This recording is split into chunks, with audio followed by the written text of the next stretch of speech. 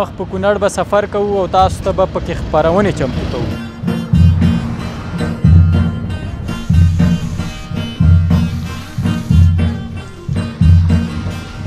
نه تیل خوري نه برق او په اوبو باندې روان دی. زه د کونړ په لور چې مخې ته مې نور څه راځي تاسو ته به یې در وښیم.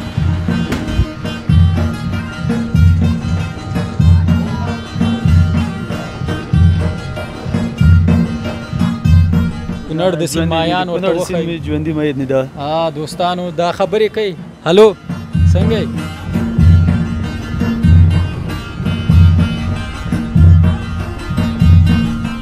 راورسېدو د اسداباد ښار ته د کونړ په مرکز کې. دلته بیا پکولونه خاص نوم لري او جوړیږي په خپله اسداباد او کونړ کې.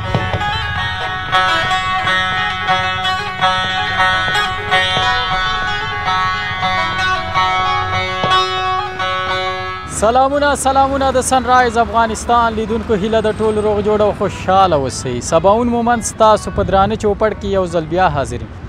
هیله ده تر پایه مې ملتیا وکړئ. زه اوس مهال د ننګرهار ولایت جلال آباد ښار کې یم او دا سیمه چې تاسو ګورئ دا د بیسودو پل دی. د بیسودو پل به تاسو ډېرو دا نوم اورېدلی وي او دا سړک چې ګورئ نو بیا دا د ننګرهار ولایت بېلابېلو ولسوالیو ته تللی دی او همدارنګه د کونړ سړک دی. زموږ مقصد هم د کونړ ولایت دی او یو سفر مو چمتو کړی دی چې مخ په کونړ به سفر کوو او تاسو ته به پکې خپرونې چمتو کوو. هیله ده چې دا سفر را سره یو ځای وګورئ او ترې خوند واخلئ. موږ به د کونړ ولایت په لور لاړ شو او تاسو مو ملتیا وکړئ او د کونړ بېلابېلې سیمې را سره په دغې اوږد سفر کې یو ځای وګورئ.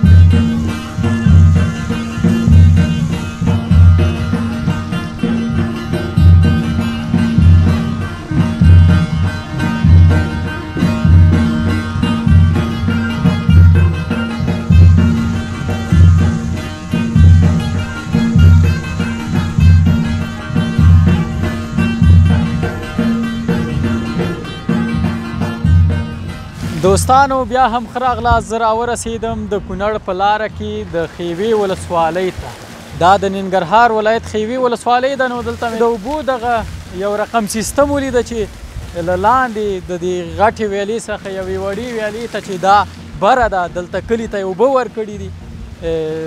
دا سیستم مې ولیده نو راښکته شوم. حالې تاسو ته هم در وښیم چې په ډېر ښه مهارت سره یې جوړ کړی دی. ویل کېږي چې دا د ناکامورا لخوا جوړ شوی دی او دا اوبه چې دي د کونړ له سینده په دې وړه ویاله کې راجګ شوي دي او بیا دلته د دې ویالې څخه پاس دې کوچنۍ ویالې ته په دې سیستم باندې اوبه پورته کېږي چې دلته د دې کلي او دې سیمې ته اوبه ورکړي دي چې ډېر په مهارت او په ښه بڼه یې جوړ کړی دی او بې مصرفه دی د اوبو په طریقه لکه څنګه چې تاسو تصویرونو کې ګورئ په خپله د اوبو په طریقه روان دی او له دې غټې ویالې څخه پاس وړې ویالې ته اوبه ورکوي.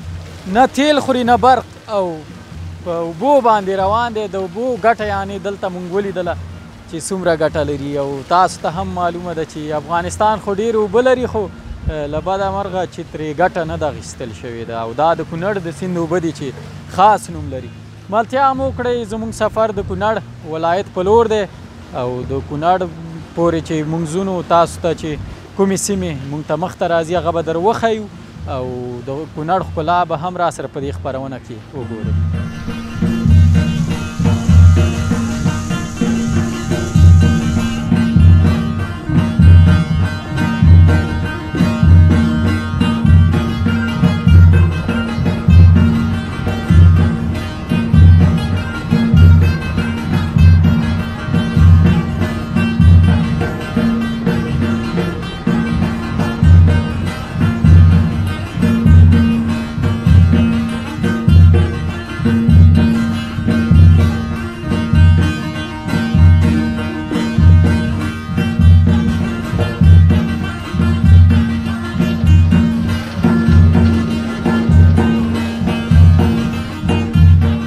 لکه څنګه چې تاسو ګورئ زه په دې جالبه سیستم یا ماشین کې ولاړ یم او د سیند نه غاړې ته تېرېږم.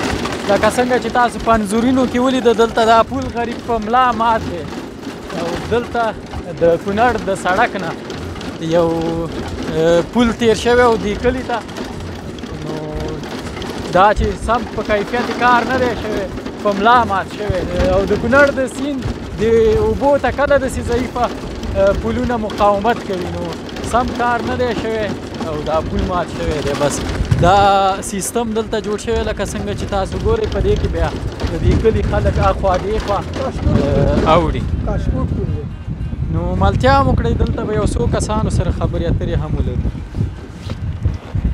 دغسې حال دی نو دوستانو سره. سلام علیکم. ستړی مه شئ.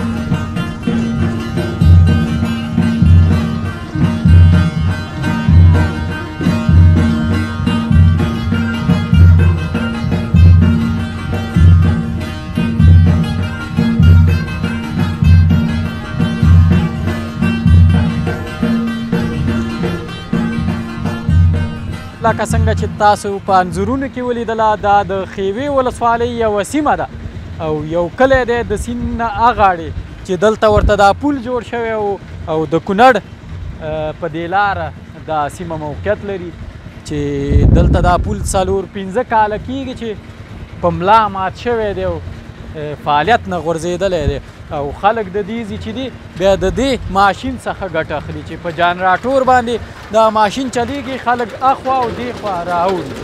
نو هیله ده چې خپرونه مو تر دې دمه د پام وړ ګرځېدلې وي. ملتیا مې وکړئ ځو د کونړ په لور چې مخې ته مې نور څه راځي تاسو ته به یې در وښیم.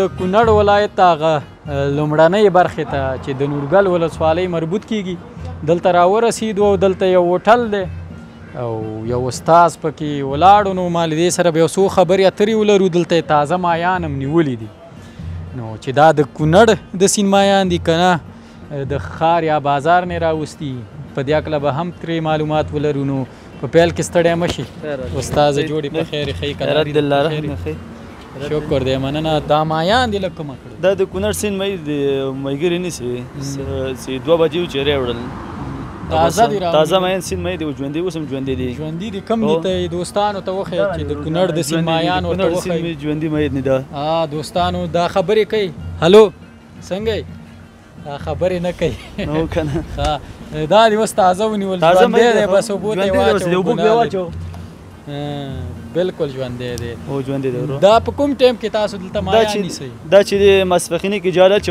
بیا سبا 6 بجې 2 بجې راټوله وروره د ورځې څومره نیول کېږي ورځې د مایګر نیسي 3 کیلو 4 کیلو پورې یو من پورې نیسي یو من پورې او دلته همدومره مایان دي که غټ هم 3 کیلو 4 کیلو مایان شته پکې دي 1.5 کیلو 4 کیلو یعنی غټ هم شته واړه هم شته غټ شته خو فعلا نو واړه دي نن دې لکه چې ټول واړه نیول واړه هم راځي غټ هم راځي دا خو متصل راځي مایان بس قسمت چې د چا ښي غټ قسمت کې بس هغه راځي څنګه دی دا ځای یو تفریحي سیمه ده د چکر ځای دی زیاتره خلک ځوانان او د مشران دلته د چکر لپاره راځي نور ولایتونه اوس څنګه خلک راځي که نه اوس هم راځي خلک شنبه ورځ ده بس خلک راځي چکر داسې بس نور ځګاک معلومات نه چې کله به چکر څوک ورځ ډیر بیروبار راشي دلته جمعه ورځ چهارشنبه او پنجشنبه ورځ او دلته بیا دې هوټل ته چې راځي د سیند غاړه کې به هم کښېني سیند غاړه کې کښېني بس څوک کښتۍ کې چکر څوک هم داسې ناستې چې خپل ګپ شپ لګوي څو کاله کېږي دلته ته خپله مصروفیت دلته موږ چې لرو دا 15-14 کاله کېږي چې دا هوټل کسب کوو مایانو پخلي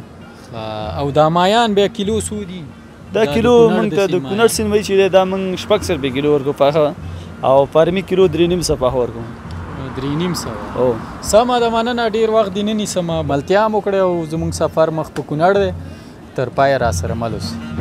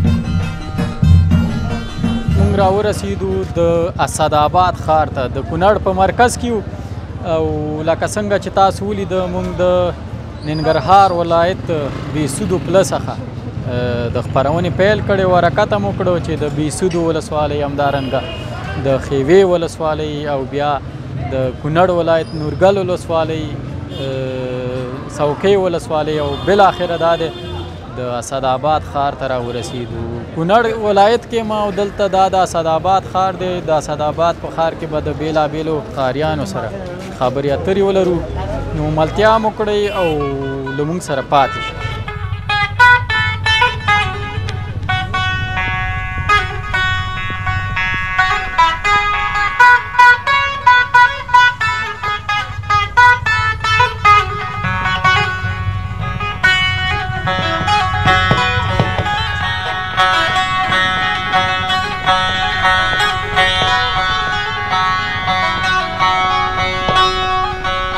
د کونړ ولایت دی او دلته یو ورور ولاړ دی له دې سره به خبرې اترې ولرو سلام علیکم وروره جوړې په خیر ښیي په خیر کلاري ده په خیر پیل کې راته ځان معرفي کړه زه خالد نوم مې خالد دی او د کونړ ولایت اوسېدونکی یم او د سید جمال الدین افغاني پوهنتون کې محصل یم محصل دلته د کونړ په پوهنتون کې سید جمال الدین افغان او دا راته ووایه چې په کومه برخه کې محصل زه خو خپله د زراعت پوهنځي محصل یم د زراعت پوهنځي څو کلنه دوره ده د 4 کلنه 4 کلنه او خپله اوسېږي کونړ ولایت کې هو کونړ چېرته دی کور دی د مرکز کې دی څنګه دی ژوند دلته امنیتي وضعیت څنګه دی په کونړ کې الحمدلله اوس حالات ډېر ښه شوي دي د تېر حالاتو په کتو باندې امنیت دی او اوس خبره نشته امنیت دی الحمدلله موږ خوشحال یو ټول امنیت دی او خپله څه مصروفیت هم لري غیر د دې نه چې زده کړې کوې که نه؟ نه څه مصروفیت نه لرم، بس علم دا زده کړې وکړو او بعد له وخته هم دا مطالعې ته لګېږم، مطالعه کوم.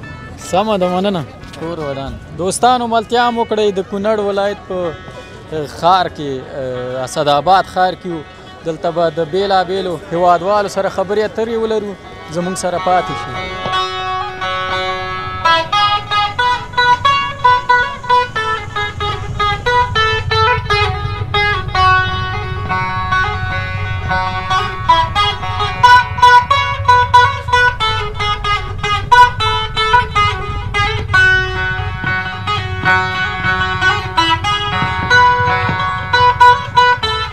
په کونړ ولایت کې لکه څنګه چې تاسو بېلابېلې سیمې ولیدلې، نو دلته یې د بازار یوې برخې ته زه راغلم چې دلته بیا هغه خاص نوم او ځانګړی نوم چې لري پکول دی.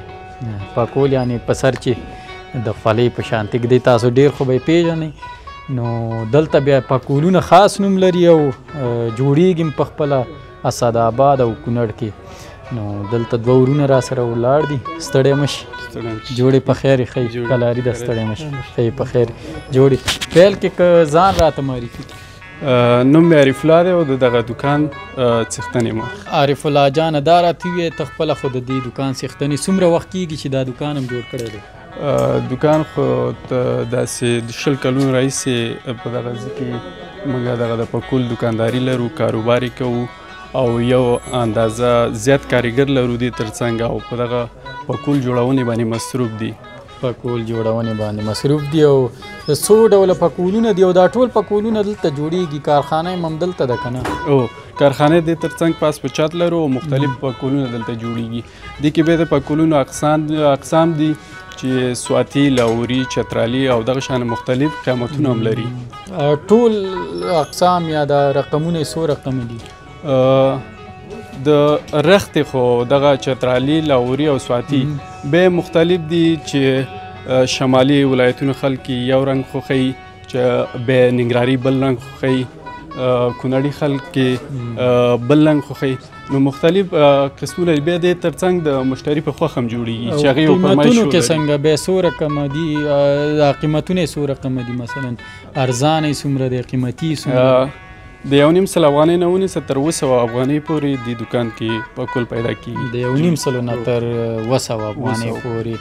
او څو ډوله رنګونه هم لري که نه؟ رنګونه مختلف دي، تاسې دغه لیدلی شئ چې مختلف رنګونه دي. داسې معلومداره رنګونه هم دي او دې ترڅنګ داسې رنګونه لري چې هغه دوه نومه یادېږي، یعنې خرمۍ یو قسم بل قسم، نو هغه موږ ویلی شو مختلف نومونه دي. سمه ده، مننه. ته ما ته یو څو دانې راښکته که زه به یې کېدم، دوستان به م نظر راکړي چې کوم پکول ما سره ښه ښکاري. دلته راشه ته دا تور پکې وګورو. تور دا تور زه کېدم چې دوستان پکې څه نظر ورکوي، څنګه ښکاري دوستان؟ به دوستان خپله پوهېږي. ستا په نظر دا ټول پکول څنګه دی راسه؟ پکول تور رنګ، سپین رنګ عموما ځوانان سره یي او ښه ښکارېږي. او د سپین رنګ یې راښکته که سپین به یې وګورو. سپین رنګ دا یې بل ډیزاین دی. دا زه خوست ته تللی وم، خوست کې زیاتره ځوانان داسې پکولونه، دا لږ بیا دا پر ورته وایي چې ورته وایي، دا یې لږ غټ دی. نو دا خو مې خوست کې په سر کړی و، خو تور رنګ کې و، لکه چې دوستانو به لیدلي چې دا به څنګه ښکاري. او بل دا یې بیا درې رنګه دی، د افغانستان د بیرغ په رنګ جوړ شوی دی. سپین تور او دا د افغانستان د بیرغ رنګ دی چې دوستان یې ګوري. نو همدا درې رنګه پکولونه به بسنه کوي چې ما په سر کړل. نو دوستانو تاسو خپله بیا نظر راکړئ چې په دې درې رقمه یا دې درې رنګو پکولونو کې کم یو رنګ پکول را سره ښه معلومېږي. او تاسو هم کولی شئ چې بیا کله کونړ ته راغلی نو دغسې بېلابېل ډولونه پکولونه دلته ترلاسه کړئ. او دلته د حاجي صاحب داود په نامه ستر د پکولونو جوړولو او پلورلو دکان دی. مننه وروره، کور ودان، ژوندی اوسئ.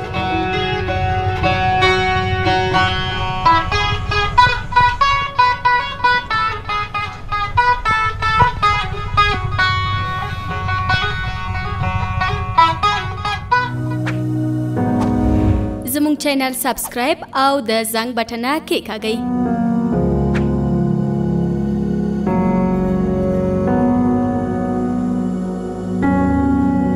له ښکلې ویډیوګانو څخه خوند واخلئ.